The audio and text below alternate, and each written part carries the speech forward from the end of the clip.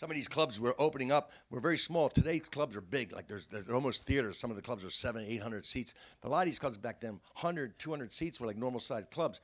And the clubs are popping and opening real fast. And they in the spring of '80, they had me come out and do this place in Minneapolis called Mickey Finn's. So my attitude when I was coming in these cities, where a lot of times the local comics would come out and check you out, and I always felt like a gunfighter coming in, like I was coming into town, and I had to prove my worth.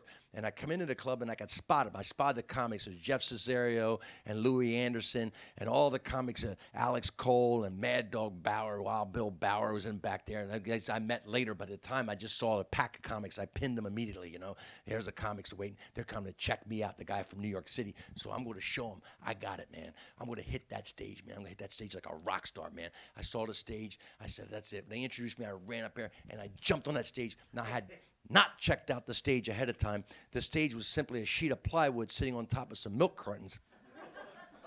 And when I hit it, the whole thing surfed off, man. And I knocked over a couple tables and slammed into the wall.